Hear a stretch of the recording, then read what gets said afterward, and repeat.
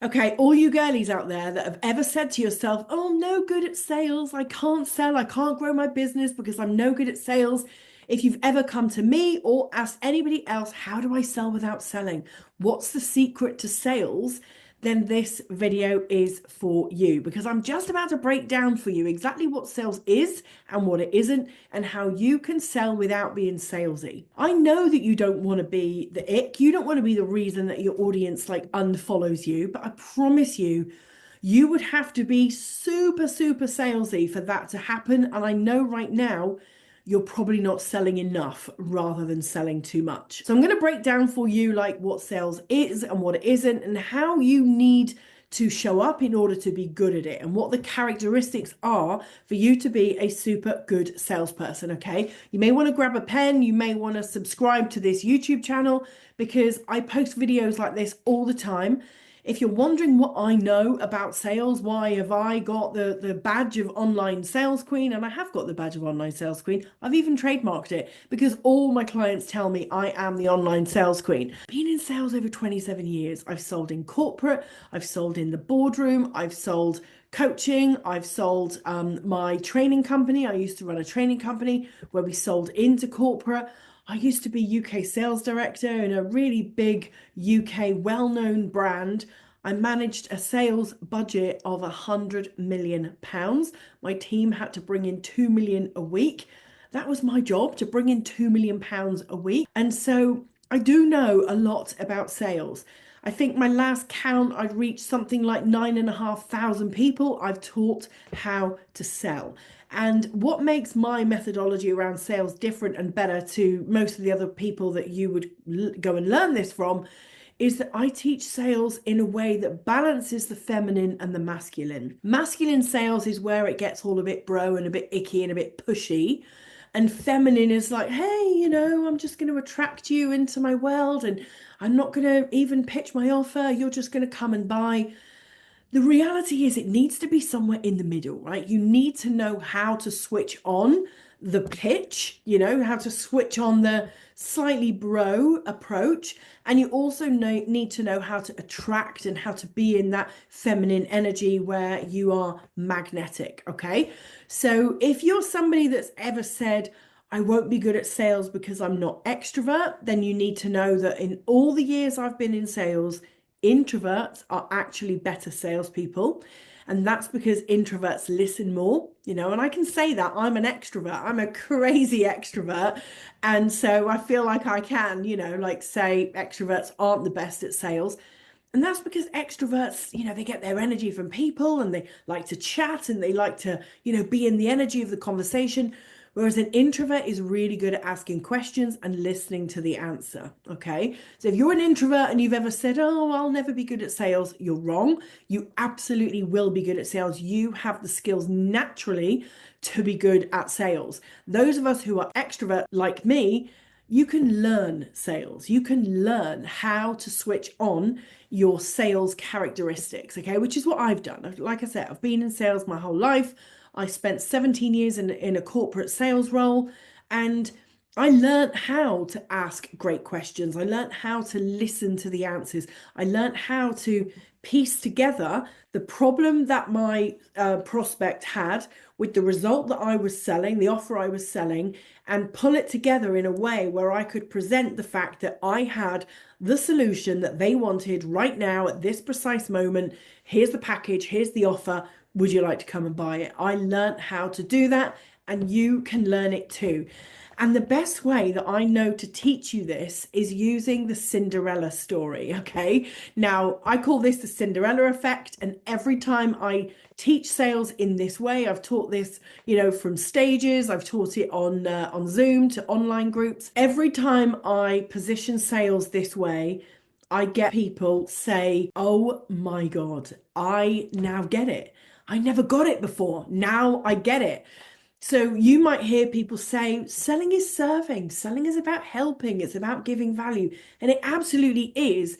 But when it's positioned that way, I think you still struggle to fully get your head around what sales is. Okay. So let me tell you how I would sell Cinderella tickets to the ball. Okay. Now, You know the Cinderella story, right? We know that when she goes to the ball, she gets to meet her handsome prince, she gets to live happily ever after, she gets married, and that's what she wants, okay? That's the result that she wants. So, if I was going to sell tickets to the ball to Cinderella, the last thing I would do is show up like an extrovert in all my extrovert energy and go, hey, Cinders, come to the ball. It's going to be amazing. Free drink on arrival. There's going to be a DJ. It's going to be fab. This is my outfit. Do you want to come? Like, here's a ticket. You know, tickets are 50 quid. Do you want to come? She's not going to buy a ticket. Why would she? I've just pitched her a ticket without even asking her anything about where she's at, anything about why she wants to even be at a ball, if she even does. I've got nothing to leverage in order to help her make the decision that the ball is for her. I don't even know if she needs it. I'm telling you this because the real point of sales is for you to sell a solution. And for you to know whether that solution is the right solution, you've got to first ask some questions. And those questions are for you to understand, where is the person at that you're speaking to? What do they want? What's their goals? What do they need? Why do they need it? What's keeping them up at night? What's a problem that they're experiencing that you have got the solution for? How does that problem show up for them? The last thing you want to do is just go in and pitch your offer, okay? So I was selling Cinderella tickets to the ball. I would start by asking her how her life is. I would start by saying, hey, how's it going? Tell me all about, what's a typical day for you? What does a typical week look like? How do you feel right now? Like, what do you want? What is the big goal that you are working towards? And we know, because we know the Cinderella story, that she would say, I want to get married. I want to meet my happy ever after. I want to meet my husband. I want to settle down. And so I would say, okay, you want to spend the rest of your life with a gorgeous prince, like a gorgeous husband, and that's what you want. Well, what's stopping that from happening right now? And she would say, oh, I've got this like wicked stepmom and she's not very nice to me.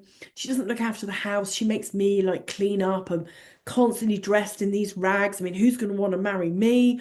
Like my sisters, they're both really ugly. They get dressed up all day, like, in ball gowns, like swanning around like they're gorgeous. And actually, like, I have to wear this awful outfit and I'm never going to meet a guy here because I'm just stuck in the kitchen all day, cooking and cleaning and looking after the home while my stepmom and my sisters are out having fun and they go to parties and Rach, it's not really that good, Like, I don't think I'm going to ever meet my man. And I would say, okay, so you want to get married, you want to meet your future partner, and right now you feel like you're stuck in the house cleaning, you're not, feeling good, you're not looking after yourself, you're not wearing nice clothes and, going to the right places and spaces where your man's even going to be.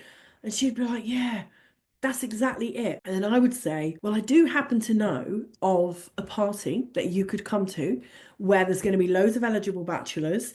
And I think we can find a way to like sneak you out in the night, get you all dressed up so that you feel your best, do your hair, do your makeup, give you a gorgeous outfit to wear. I can even organize a carriage for you to get there. But you've got to buy the ticket to the ball, right? You've got to show me that you want to be at the ball and the tickets are £50. But I do know that there's a long list of eligible bachelors. In fact, there's the prince is coming. I can arrange for you to have a dance with him where you can get the conversation going, see if you like each other. Do you want to buy a ticket to the ball? What's she going to say? Of course, she's going to be buying a ticket to the ball. Now, why is she going to buy it? It isn't because I've pitched her a ticket. It's because I've asked her questions, I've listened to what she wants, I've asked why it's important, I've understood what's getting in her way, what's blocking her from getting the outcome and the experience that she really wants. She's confided in me, she's opened up to me, she's told me what's irritating her, frustrating her, and I've helped her to find a solution. Okay. Now, I can't guarantee that she's going to meet the prince and get married, but I've helped to create the conditions that she wanted. And that is why she would buy a ticket to the ball. Okay. So, why do I use this analogy? Well, because we all know the Cinderella story, and it helps you to really get into the energy of how are you selling your offer? Are you chucking it out there? Are you creating content and chucking it out on social media with a bit of a hustle and hope strategy, hoping that somebody finds that offer on the right day when they get themselves into the right mindset to go, actually, that would really help me? What if they can't work that out for themselves? What if you have to guide them there?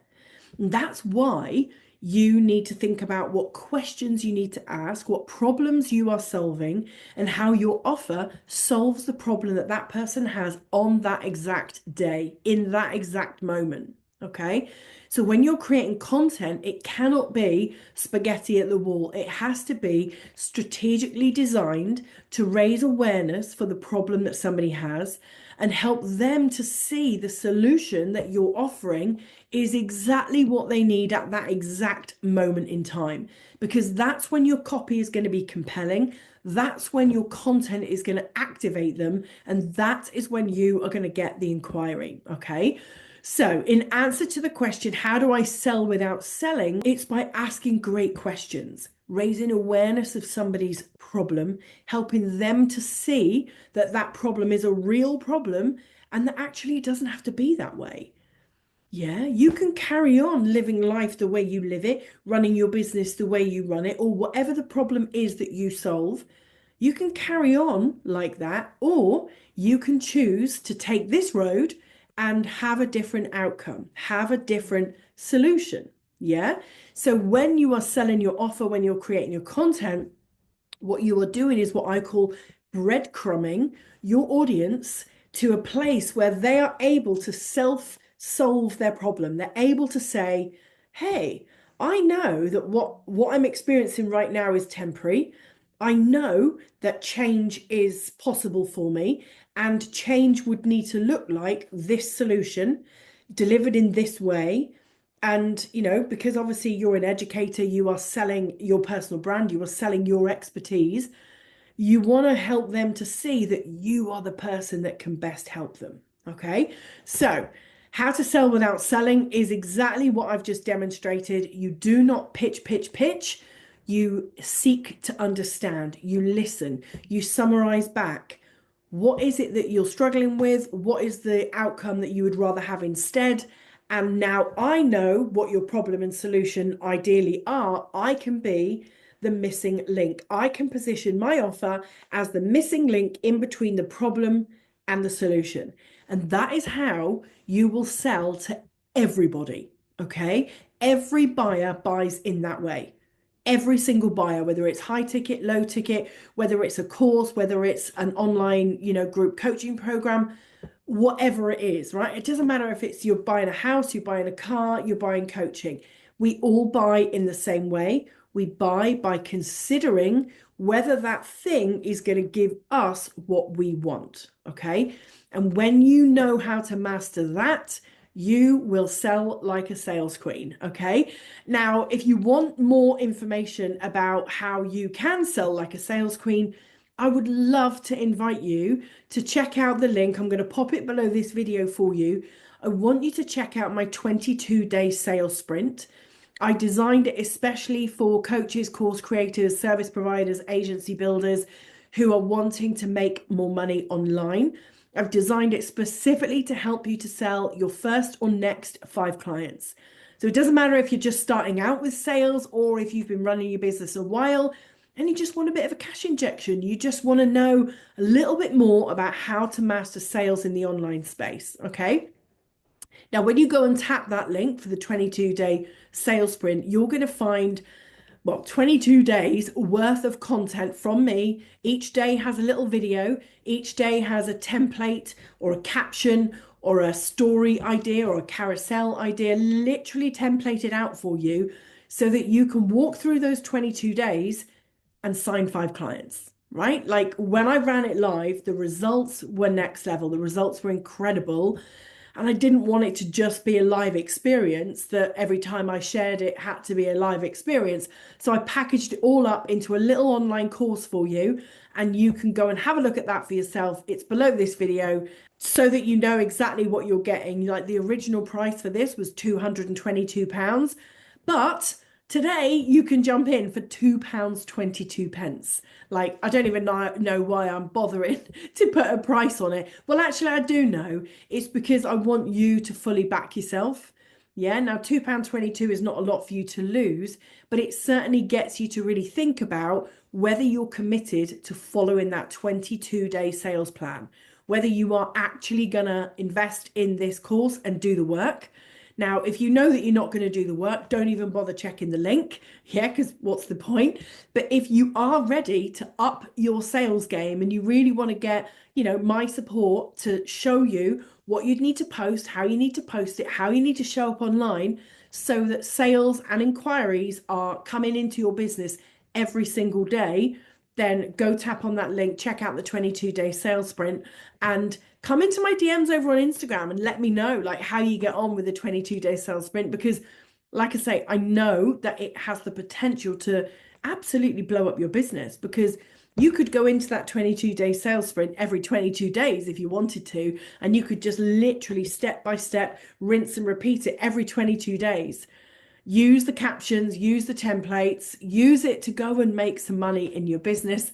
But please do come and celebrate when those results come in, because I love to cheerlead you. There is nothing I would love more than to send you a voice note of congratulations, okay? So if you do go and download this 22-day sales sprint, make sure that you do that for me.